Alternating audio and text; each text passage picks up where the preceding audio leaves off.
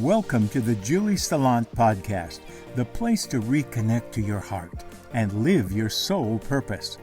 This is where you will find inspiring information on how to reconnect to your heart, get into mind, body, spirit alignment, and step into your personal power. Together, we will hear messages from the sacred animal kingdom, discuss how to reframe success that works best for you, and learn to step into divine flow, allowing you to do what your soul came here to do. Thank you for being here. And now, let's tune in to today's show. Hello, everyone. Welcome to another episode of my podcast. Today, I am thrilled to have Thomas S. Russo Jr. on as my guest. He is an author, a CEO, a speaker, an adjunct professor, a coach, and consultant. And he currently serves as the town manager in Newton, New Jersey.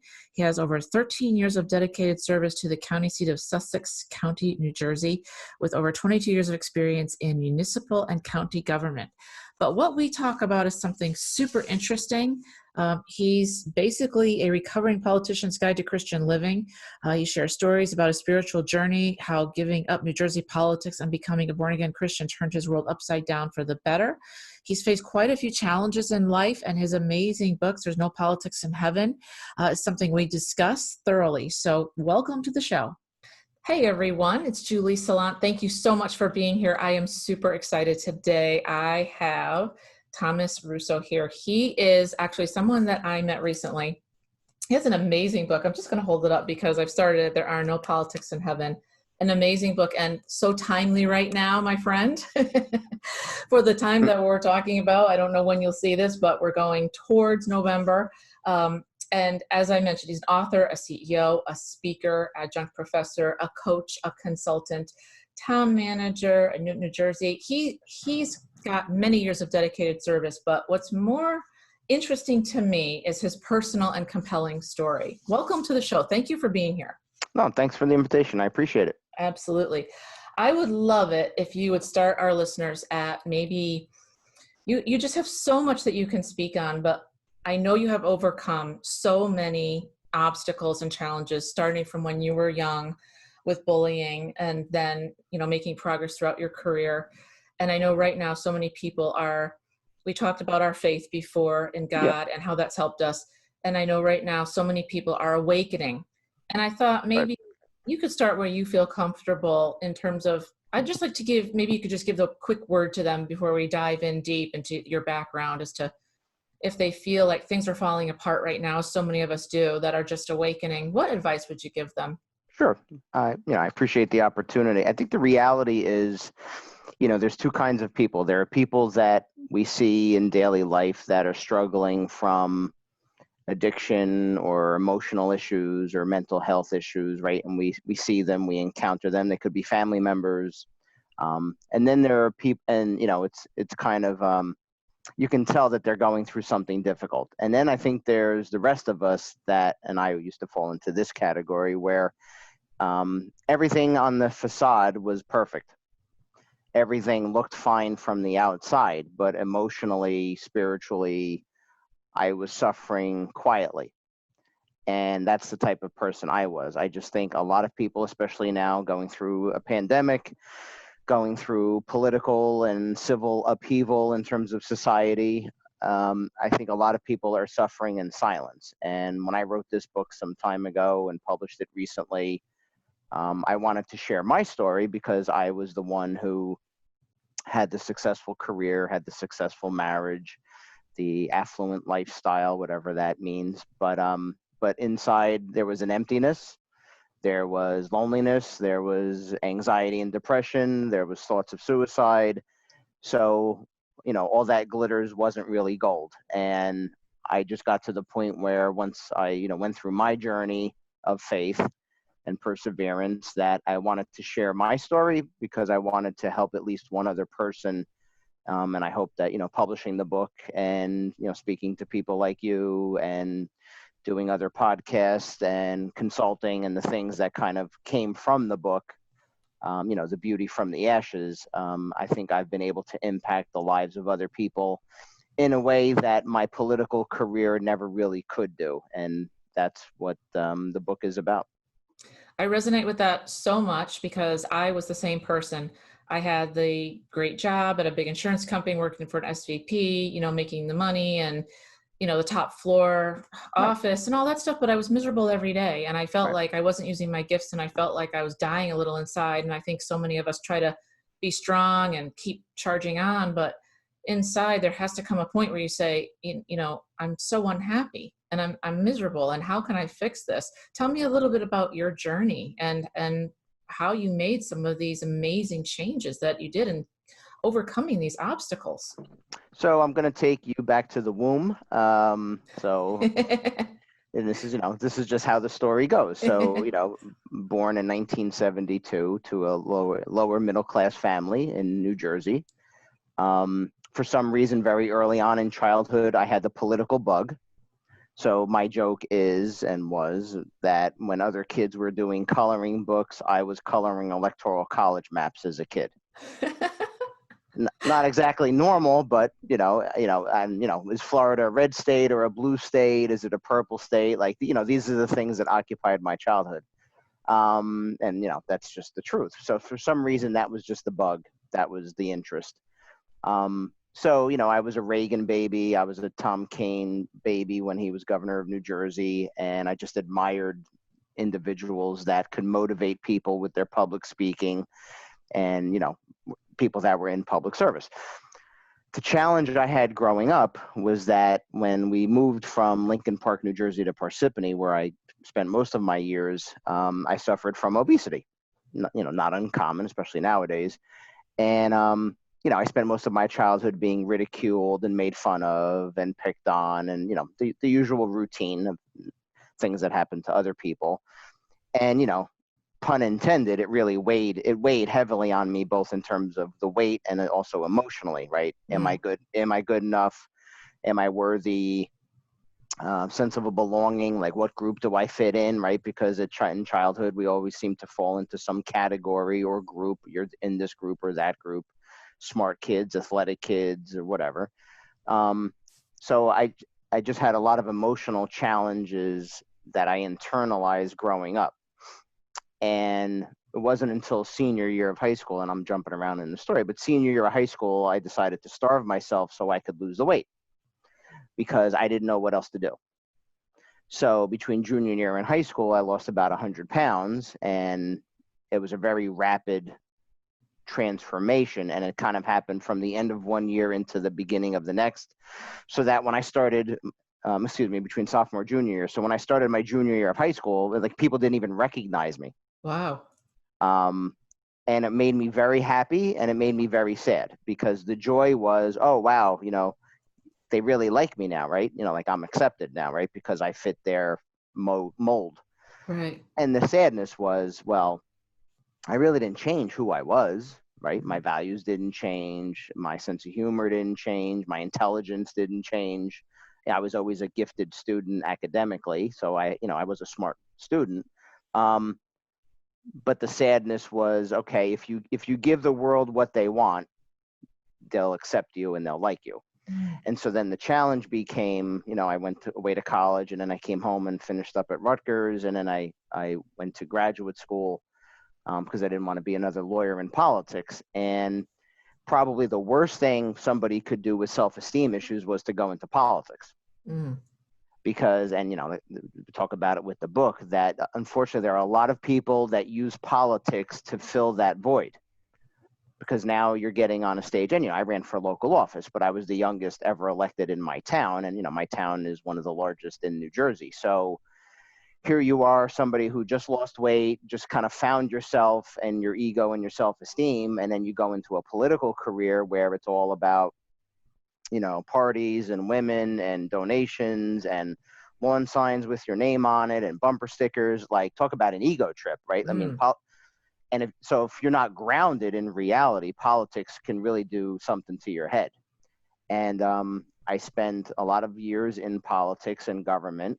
I kind of bounced around with with different jobs while I was focusing too much of my time on a political career, right? Or what, I thought it was. And there was just a lot of emptiness and sadness over the years. And it just kind of culminated a few years ago when I actually, got remarried and moved to the town that I live in now, and I got involved in politics again. And that was absolutely the worst thing that I could have done, because I had closed that chapter. I had moved on from that part of my life. Even though I'm a town manager, I'm an appointed official, so it's not the same as running for office. And I made the mistake of running for office again. And what that did was absolutely bring back all that emotional garbage and all those issues and bad decision making and everything. And it was like I just repeated what I did, 15 years earlier or whatever it was. And that's when the anxiety and the depression really got to the point where I just couldn't take it anymore. And I had to decide, did I want to take my life or did I want to change my life? Wow. And it was September of 2015. I was in my office in Newton, and I was, crying, and I was miserable, and I was on the floor, and I said, God, I don't want to live my life like this anymore. I was being inauthentic. I wasn't happy. And I felt like I was living everybody else's story. What did my parents want for me, or my sister, my wife, my kids? And I heard a voice, and I will die believing that voice was Jesus saying that it was time for me to change. And when I heard that voice, I got up off the ground and I said, first of all, there was this tremendous sense of peace that I hadn't had for a long time. And I said to myself, gee, faith was really the one thing I never really tried. I grew up Catholic, but I can't say that I was a happy Catholic or a practicing Catholic. And, there are many people that are Roman Catholic that have a wonderful connection to God and a relationship with God. But I was missing that connection to God personally. I didn't feel it. I didn't have it. I couldn't articulate it. And so I decided at that point that I was going to begin a journey without a map. Basically that's how I describe it to people, is I didn't know where I was going. Mm. I just knew I had to take one step forward in faith to see where God was going to bring me, or what doors he was going to open for me. And that's what began my journey. And, all of those things became basically the book. And you have the book. The first half of the book is my life story and my journey of faith. And then the second half of the book is really lessons learned, because what happened was I decided I went to counseling. I did a 5-day intensive. I changed, became a born again Christian. So, I blew up my world and I started from scratch. Right. Yes. Because I felt I needed to do that. I owed it to myself. I owed it to my family. I needed to be the best version of Tom. And I no longer needed to be the political Tom. Like that Tom, I didn't want to exist anymore. And I began that slow process of changing who you are and what you believe and what you do and who you spend your time with. And I really reassessed everything about my existence. And when I did that, and we'll talk more about it, but when I did that, doors opened up that I never thought of, because I always thought life was limiting, and it turned out that I was the one who had the self-limiting beliefs. I'm the one who created the obstacles. I'm the one who separated myself from God. God never left me. I left God, right? When I made bad decisions or whatever. So, it's kind of an interesting story. And, the title of the book, people get a kick out of, right? There are no politics in heaven. That title is as much for the audience as it was for me. Because I needed to tell myself, I put so much of my life and my effort into the fake Tom, right? And the facade of Tom, who the voters thought they were getting when they voted for me, or they saw my name on a ballot, or saw me at an event or whatever. And that was me telling myself, you could do all you want in the political world. There's no politics in heaven. Like that's not going to get you to the promised land, the afterlife, however you would describe it. And then the other part, what's interesting about the title, is politics was my drug. So when people talk about addiction, right, and we talk about opioids, we talk about, and, men have addiction, and other people too. Men have addiction, it could be alcohol, could be drugs, could be pornography, whatever takes you away from source energy, God, your spirituality, whatever takes you away from, giving love to people, my drug of choice was politics. Mm-hmm. And that was the drug. That was the hardest thing for me to walk away from a few years ago. And that's the thing that I gave up. And when I gave that up, God, I felt, rewarded me with so many opportunities. And I said, it's like I went from a very narrow vision of what my life could be to God opened my eyes to like a high definition HD, the biggest TV you could think of screen, right? Yeah. And that's what happened when I stepped out in faith. And so, the book is a culmination of all of that, all of the challenges and obstacles I went through, and also how I found faith and my purpose. And now I get to share that story. And, the funny thing is, originally the book didn't exist. The book was an outline of a workshop for men. Okay. Because I said, okay, I figured, all right, my audience is male, 25 to 55, whatever it was. And I said, all right, I want to teach men what I've learned so they can avoid stepping on the landmines, right? Because men are good at that. And I showed the outline of the workshop to, people, men and women, but, psychologists, authors, social workers, pastors, people in education, government, just a wide variety of people that knew me, and knew my journey, or at least knew I was going through a journey. And to a person, they all said, wow, this is great, but did you ever think about writing a book? Did you ever think about writing a book? And part of it, I think, was the practical element of, a book you can use is your calling card, right? Your book becomes a speaking point or whatever, like a business card. Yes. But they thought that there was enough material and that the story was interesting enough that people would buy the book or they would find it interesting. And they said, gee, there's got to be a reason why to a person, everybody's saying the same thing, right? Mm-hmm. There's the universe is hitting me over the head with this. And I prayed about it and I said, you know what? I've never written a book. It was on my bucket list of things to do. And I just sat here in front of the computer and I'll never forget that first Saturday with, the cursor blinking at me, like, all right, now what do I do? I'm staring at the Mac, like I am now. And I'm like, all right, like, how do you write a book? And the answer was, it's one word at a time, right? It's right. one paragraph at a time. Okay. And the great thing is that the outline of the workshop, chapter for chapter became the outline of the book. So each chapter you see in the book, those were the original titles of my workshop section. Yeah. Cool. Wow. Right? Yeah. That's so cool. Yeah. Because I'm anal retentive. So I kind of think linear. Yeah. And so when I wrote the workshop, I needed to break it down into the different sections.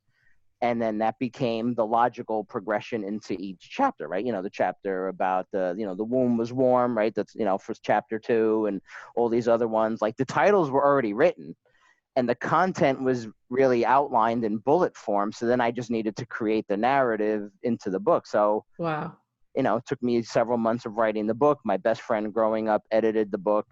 And he knew the journey and he was a part of the story. And that was even a blessing too, to have your best friend growing up actually edit your book on your life. And he's the head of the Annenberg School of Journalism. So, he's no slouch. That's awesome. Yeah. So that was everything just fell into place. The self-publishing, the book selling well, the book opening doors, the podcast interviews, and all these became the consulting business.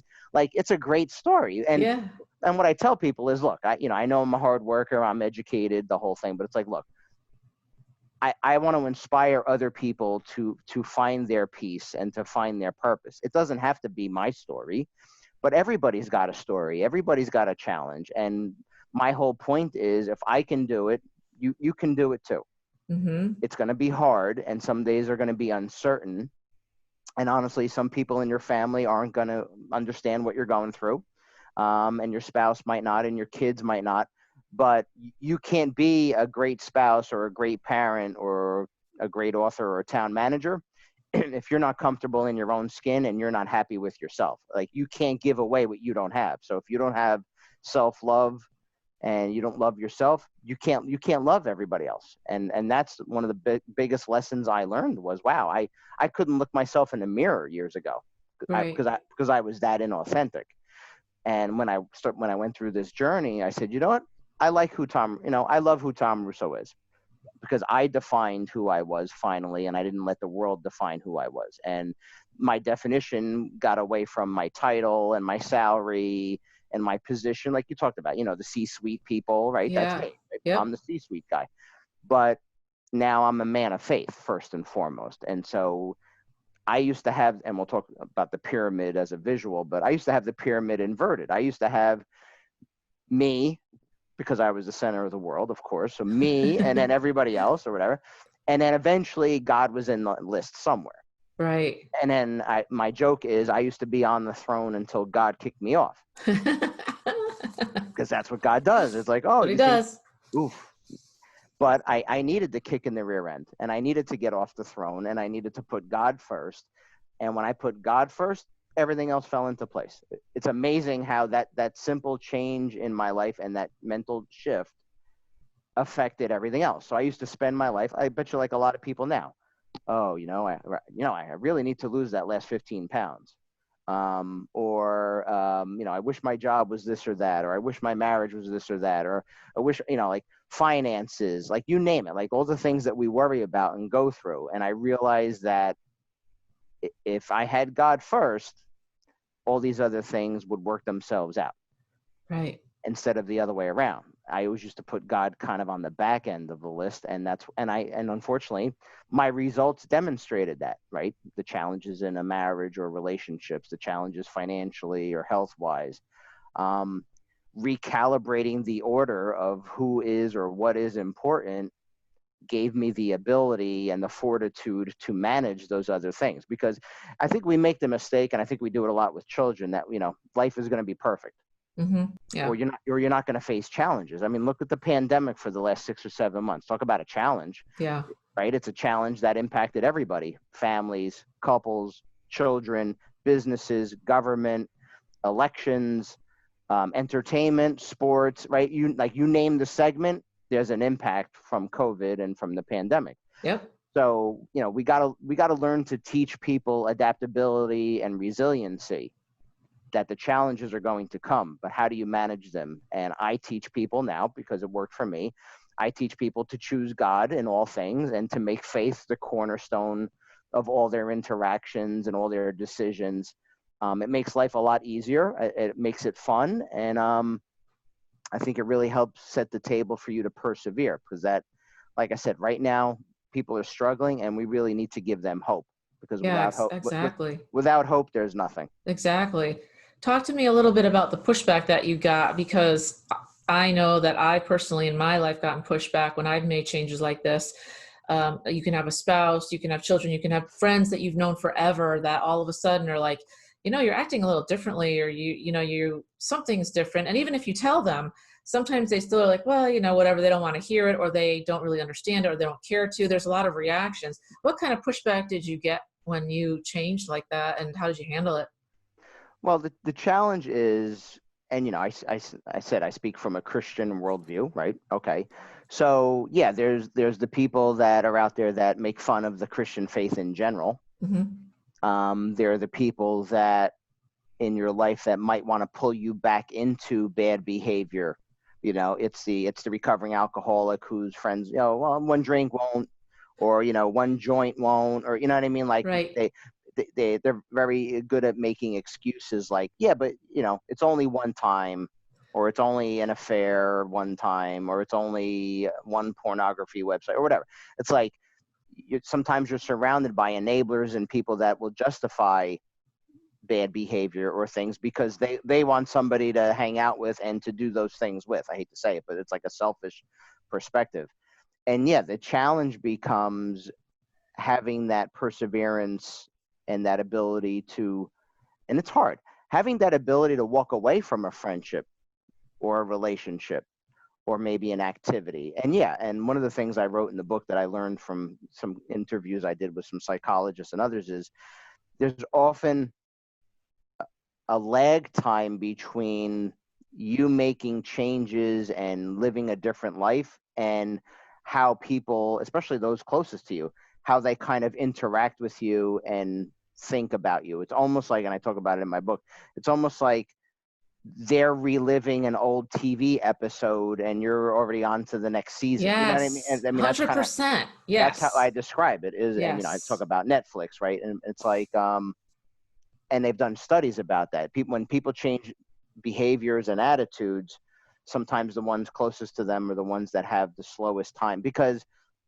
I hate to say it, but they're holding on to this old narrative of Julie is blank, Right. unkind or whatever. Yeah. Tom is blank. This one's loyal, this one's disloyal, this one's not trustworthy, this one's good with money. And I hate to say it, but we label everybody, right? We box them so we can understand who they are. And that's the challenge. And it's not easy to walk away from your old habits and your old friends and it's like a comfortable blanket. It's like a familiar surrounding. Right. But that's where the faith comes in. That's where it goes back to, I say, like you can't, trusting God and being a person of faith. And honestly, it could be any faith. I mean, I speak as a Christian, but my sense is this would be a common denominator of other religions and spiritual beliefs, that if you put that belief system above everything else, that there will be people that will mock you, they'll make fun of you, they may run from you, they may avoid you. But to me, that they're coming from a place of misery. And if you practice faith the right way, you're coming from a place of love. Right. And I think the world needs more love and peace, because those are the things that people are missing. And I think that's, if you believe from a general spiritual perspective that we all come from God, or we all come from source energy, well, to me, we were born pure.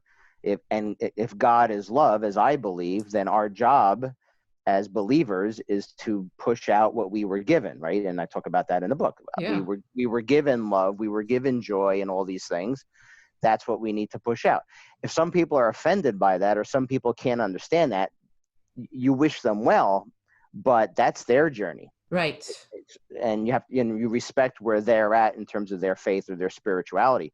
All you can do is be an example and say, hey, okay, I respect the fact that you don't like my, being a born again Christian, but I have a great marriage, I'm joyous, I'm good with money, I'm good with my health. So I'm not telling you have to be me or live your life like me, but I just know the peace that I've been given because of the decisions I've made.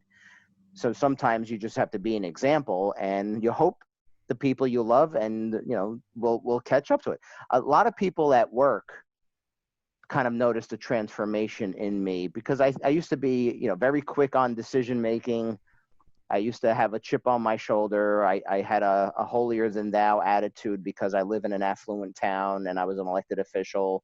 And in hindsight, I look back at some of the interactions I had with employees or people in Newton, and I knew I didn't handle those situations as well as I could have, but I didn't have the knowledge or the wisdom to manage those situations. I think there's some level of, you have to be kind to yourself too. Like, look, it's not about being perfect. It's about making changes and growing incrementally in your relationship with God and Christ. So, but I would be lying to you if I said that there won't be people that make fun of you. And, the quote I have in the book is a quote from Gandhi where it says, "I will not let anyone walk through my mind with their dirty feet." I love that quote. That's a good one. But it's true. Like, it's very easy, if you want to get polluted by the naysayers and the negativity, they're out there. So easy, especially now. It's simple. Right. And turn on the TV. Right. Or, think of like books like The Secret and other books that talk about the law of attraction. I mean, if you want to be negative and you want to be dour, you're going to attract more of that. But if you're positive and you're upbeat and you're godly, well, guess what? You're going to attract more. The choice is yours. Every day we get to make that decision of what you want to attract. Every day. Every day. Every morning. Yep. Every morning, every day, and throughout the day. And, it's so interesting that in these times, I feel as though so many people are struggling with this. And as you said, sometimes you just have to stand tall and just be an example. And I'm the type of person that I don't like somebody, beating my head, with their, whatever their story is, even though I'm born again Christian as well. So I've realized kind of what you probably realize is just be an example, and you can make your own decisions. I'm not going to push my beliefs and thoughts on you, but I'll tell you what's worked for me. And I can also tell you where I was, and that's a sharp contrast to where I am today. And the same is true for you. It's a very different story.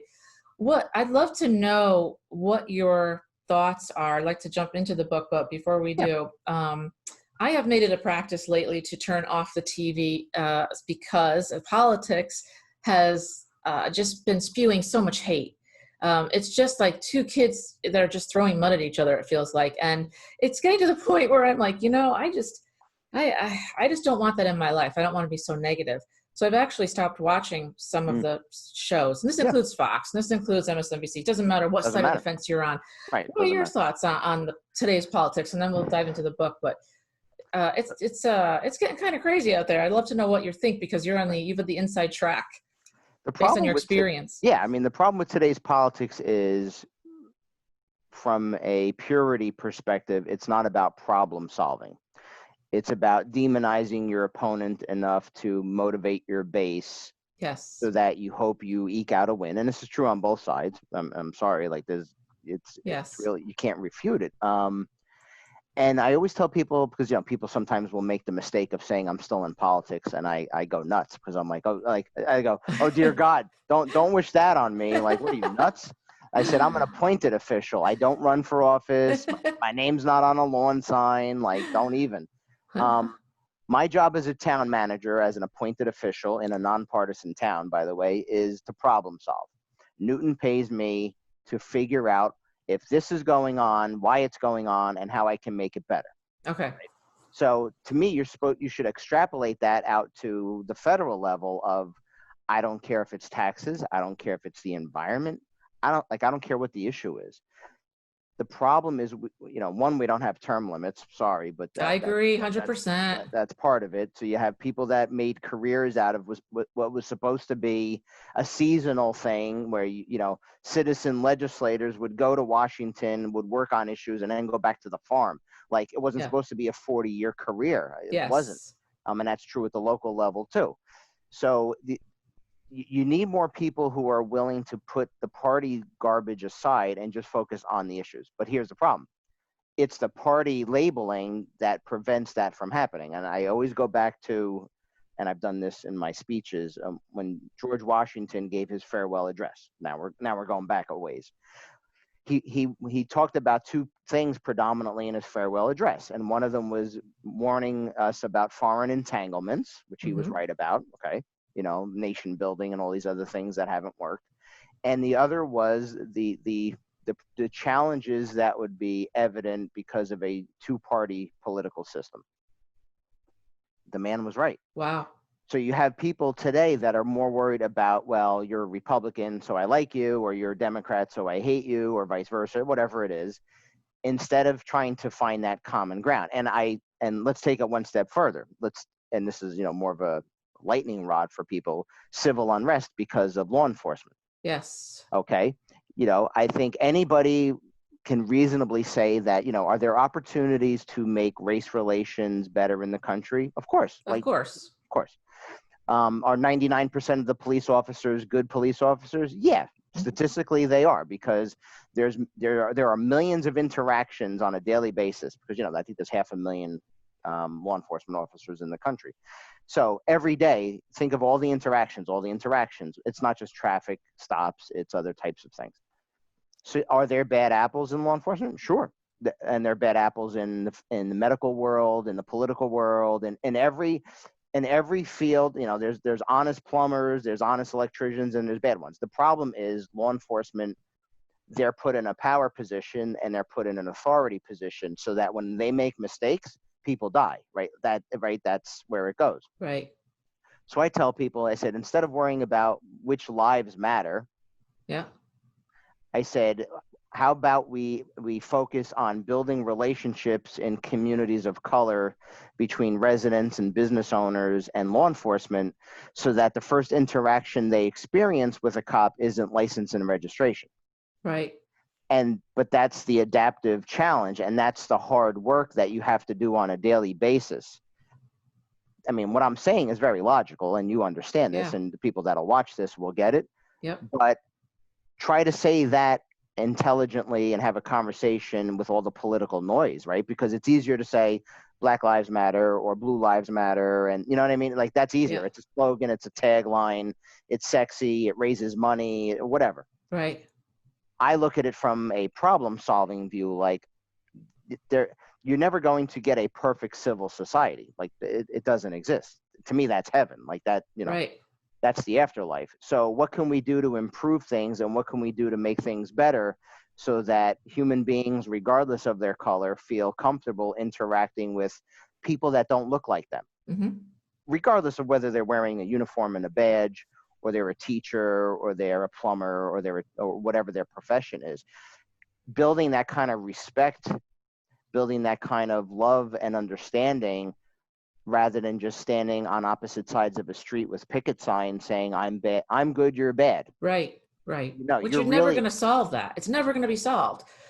And as you said, there in any sector, there's good and bad people, right? So, but I think that goes defunding the back to police doesn't really no, that work for a doesn't lot work. of us. No, it doesn't work, and in reality, it doesn't work. Look at Minneapolis and look at Minnesota. They defunded It's the police, and then things went crazy, and then they said, bananas. "Where are the police?" And it's, well, you defund it. Like you can't have it both ways. You can't criticize the people that you want helping you do things. You need to have a wide tent, and you need to be able to have the difficult conversations, and that's how a lot of people describe it. And I'm not African American, but I respect people like Pastor Tony Evans and others that I read and I listen to. Like sometimes you have to have those awkward conversations, and you got to sit down with people that don't look like you or don't act like you or don't think like you and say, okay, let's start and try to let's get on the balcony and try to figure out what this thing looks like and what we're trying to solve, and figure out, like Simon Sinek talks about, like what the why is. Once you figure out the why, you can figure out the how and the what.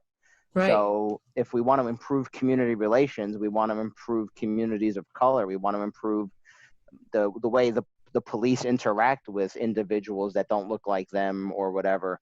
All right, let's have those difficult conversations. So you know what? It's actually not defunding the police. It's actually more training. It's more accountability. And, I tell people, I said, I oversee a police department. So don't listen to people that aren't in the mix and understand what it takes to actually fund the police department or train a police officer, or what it costs, or what it's like dealing with a union, or what it's like dealing with civil service regulations. Like, I know it's not sexy to say those things, but that's the reality of managing a police department. Right. But so talk to people like that and figure out ways that you can build those relationships. Like we just had an event in Newton. It was a fall festival. It's my favorite event that we do. And, we have the vendors, we had a car show, band, the whole thing, DJ. And I always make sure my police department has a table right in the center of that festival. Nice. And they're in uniform. They're giving away the tchotchkes. They're interacting with the kids. And you know what? The kids are the ones in 5 or 10 years that, God forbid, might have that interaction with the police. And you know what? My police officers will actually remember their name, or remember that they were in the DARE program. Mm-hmm. Or saw them at the soccer game because, an officer stops by at the soccer game, or the town pool during the summer. Like, build those relationships and get people to be comfortable with who you are as an officer or a firefighter or a teacher or whatever the profession is. Right. It breaks down those barriers. And I don't care what the color is. It doesn't matter, because if you treat people with respect and you treat them like a human being, you have a great opportunity to bring something to their life that they don't have. So yeah, but that goes back to the issue, politically speaking, of getting new people involved in the process, getting more women and minorities involved in government, having term limits. You have towns and cities and states that have had one party rule for 40, 50 years, and they, like Chicago and others, and they don't have results. Right. Well, right, it's the definition of insanity, right? Right. Okay, it's going to keep doing the same thing. The results don't change, people die, or the economy isn't where it should be, et cetera, et cetera. So as much as I don't enjoy politics for me, because of what it meant to me personally, I'm still smart enough to understand that we need really good, solid people. And honestly, we need more spiritual people. We need more people that are grounded in something besides ego and the title and the adulation that comes with being an elected official. Yeah. And we need them to put forth their best effort, do good work, 1 or 2 terms, and then go back and do the things they used to do, like, and have that rotation, have those new ideas. Yeah, I agree. I mean, I ran when I was 24. I'd love to see more 24-year-olds get involved. I'd love to see senior citizens that are retired, that have infinite amount of wisdom and knowledge because they were in corporate, or they were a teacher, or they were a police officer, or they had a trade, right? They were a mechanic, a plumber. Like, having that diversity of thought and opinion makes for some real interesting conversations. And one thing I'll kind of connect it to is, besides the fact that I teach at 2 colleges now, I actually started a program at Harvard, and it's the public leadership program through the Kennedy School. And one of the things they talk about in the program is, having the ability to take a step back and look at these issues and challenges.